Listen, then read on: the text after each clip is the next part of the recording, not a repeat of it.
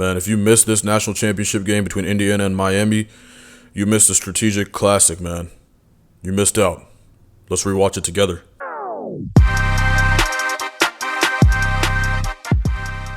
It's been rainy this week. Thankfully, the rain has cleared out. Kirk, 60 degrees. Interesting makeup of this crowd. Indiana has the edge. Is it 60-40 in Crimson over the... Crazy that Indiana has the edge, right? In Miami. The game is in Miami. But Indiana is one of the biggest alumni bases in the world. I think it might be the biggest. Penn State's up there. But yeah, man, I mean, it just shows that Hoosier Nation is strong. And we're going to be supporting this team for a long time, man. As long as Curt Cignetti's there, we got a chance. Every year. And pretty soon we might be saying more than a chance, you know what I mean? I don't know if a chance is gonna cut it. It feels like that. It really does. I mean, that was a big... We're going to be expected to win pretty soon. Adidas is making hella money. Thing a lot of us wonder, with it being here at Miami's home stadium. It was 95-5 against Oregon at Atlanta. With efficient passing, but more importantly, a powerful running game featuring Mark Fletcher. Yeah, that's their identity is running the football. But you never forget that this is his 43rd career start. 43rd career start. So he's seen all the experience in the world, you're man. going to put in him. He really does a good job of seeing the field tonight. And Beck is a good quarterback, by the way. I like Beck. I'm not going to lie. Command the offense and not make mistakes. On the other side, Aiden Fisher, the middle linebacker, who calls out off an opponent's plays as he tries to use his film study. And Fletcher gets the first handoff, and Fletcher off the left side barrels forward, picks up about 9. That's what We had a drippy-ass white dude on my football team in high school that kind of had the same swag. His name's Joey Free. Shout out Joey Free, man. He's out and he's doing his thing somewhere. Just talked to him, texted him recently. But he reminds me of Carson Beck. doing to opponents in the CFB. No doubt about it. What a way to start for Miami. Just as far as just a confidence builder for this offense. Positive yards with the way Indiana's been playing and dominating the line of scrimmage. That time he just does a nice job of following his instincts and bounces out to the outside where he has some grass. Both the safety and the linebacker converged into the interior. So I watched this game live. I'm not, I don't recall this drive, honestly. I was a little distracted. But this was a great game, man. This was a this was a classic football game, honestly. Just the way it went down, and the strategic decisions that were made, the plays by the players, of course, always. That's first and foremost. But this was just a great game. Some room to bounce it. He puts Fletcher over 400 yards so far in the CFP. 1,000-yard rusher on the season. 2nd and 1. They pitch it to the perimeter. Malachi Tony gets a block.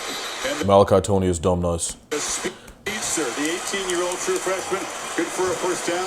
Here are your impact players tonight, Kirk. Well, we just saw both of them. Yep. Mark Fletcher's going to have to really establish that line of scrimmage in the run. 18-year-old kid, a baby. D'Angelo Pons, man. I mean, he was out here making plays, by the way. Malachi Tony. Man, he was, I had never seen Miami play this season, but that dude can go. And D'Angelo Pons with the pick 6 in the semifinal to start the game. We got some playmakers all over the field, both sides. By the way, Mendoza stamped college football with his Mendoza-ness. He definitely left his mark this season, but in this game especially as well. And I love Mendoza. I'm gonna make a prediction here and say that he's gonna start getting a lot of how do I put this? Mendoza's a very personable guy. He's a very relatable guy, and I really appreciate that about him. But I think that also invites a lot of disrespect. Sometimes with it's weird. You see celebrities who are in a great position, and he's of course a celebrity now. And when they're like personable and kind people, it starts to make people think that they can, they feel connected to him some way and disrespect him. It's we'll see how that goes. I could be wrong. It's kind of a weird phenomenon, but we'll see. Malachi Tony in space. Wishing him all the best in his NFL career. But that's why a lot of guys at that level are closed off. We might see him start to become that way because he's obviously super energetic, awesome, just an awesome guy, straight up. But you can't really give everybody access to that. That's something that I feel is true, and I don't know. We'll see. We'll see if that applies to him. Maybe he's impervious to that sort of bitterness from the people in the world. So there's a lot of that. But he's just a great guy. Clearly has a good head on his shoulders, man. Hard work ethic. That's his whole MO, right? He just worked his way to this level, winning a national championship against a bunch of 4, 5-star kids. He wasn't recruited. Super nice dude. Seems amazing, honestly. Seems like an amazing dude. I thought he was an MBA student. I was mistaken. He's an undergrad, apparently, still. So, yeah. A challenge for Indiana. Really love the other side of the football. Elijah Hardy's been the leader, one of the great playmakers. They blitz him a bunch, 21 in the middle. And then D'Angelo Pons, who's in this area, has to have a big night in coverage. He had that pick six to electrify the... Big play. Corner coming up to make a tackle in the run game, run support. Great play, man. You love seeing that. After that victory, Fletcher off the right side, brought down by Pons, who's from here in Miami. These impact players are all over the field. Good job there by Pons. Here's our coordinators. Shannon Dawson's done a great job with his offense this year. Pons, I don't know any of these guys' draft stocks. Pons looks to be an NFL talent to me, if you ask me, just based on the plays he makes. But again, I'm not watching film. I'm not studying this throughout the week. I'm not preparing for meetings. I don't know how many errors he makes, really. I'm not watching it that closely. But to me, just the eye test alone shows me an NFL player. He's a little undersized. You could argue right now the hottest defensive You coordinator can get away in with the that. game has this Indiana defense not only playing well, they're just playing sound. They're not making any mistakes. They make you earn everything that you're going to get. And they play a ton of zone, meaning the eyes of that second and third level are on the football for turnovers. Dawson said how he calls these second down plays is crucial to avoid those third and longs. Beck looking to throw, has plenty of time, retreating, and fires it into the bench. Nobody open, good coverage by the Hoosiers, and it will be a third and long. And this is how you win the chain battle, by first and second down. Those are the most important. That's something this team does a lot. This is a great job of, man. You're gonna have to earn yards on first and second down. Then you put yourself in a third and intermediate to long situation. It's easier to get you off the field. Simulated pressure. And this Indiana team and Curt Cignetti in general is great about that. Instead of rushing here, you're going to drop out into the flat. Beck with that motion, that's where he wants to go. You got a couple different defenders. You can see the confusion with that simulated pressure. They end up really dropping 8. Took away all the throwing lanes. Nowhere to go for Carson Beck. Good decision to just either eat it or get rid of it to set up this third down. He was very efficient throwing the football on third down at Ole Miss, especially in the game-winning drive.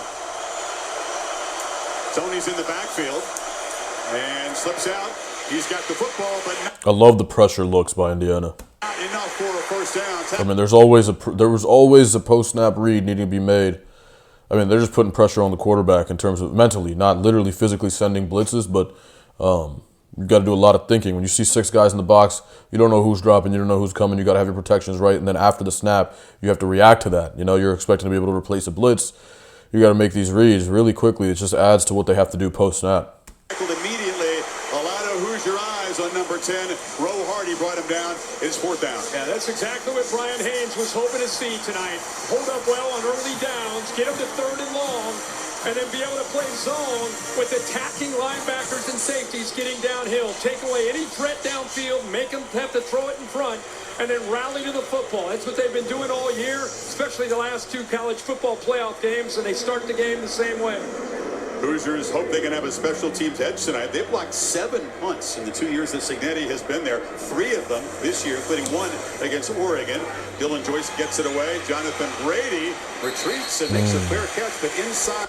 I don't know what the benefit is to catching that, right? I mean, you get like a yard or 2. I understand you'd rather catch it on the 5 than the 2, or get them down and on the 1 or the 2. And I've heard that recently there's a lot of like stuff people are doing with the backspin and whatnot with punters, and the game is kind of advanced. But the rule of thumb when I was in high school, when I was playing football, right, and from what I know is as coaching from a coach, as perspective as a coach, places I've been, you catch the ball at the 10-yard line. You plant your feet at the 10. You go no further back. If it bounces behind you, fuck it. Let's see if it gets a touch. If it rolls into the end zone, you know what I mean? We're not going to sit there and back up any further. So I don't know. I am going to change my view on that just off of the strength of Curt Cignetti's coaching ability.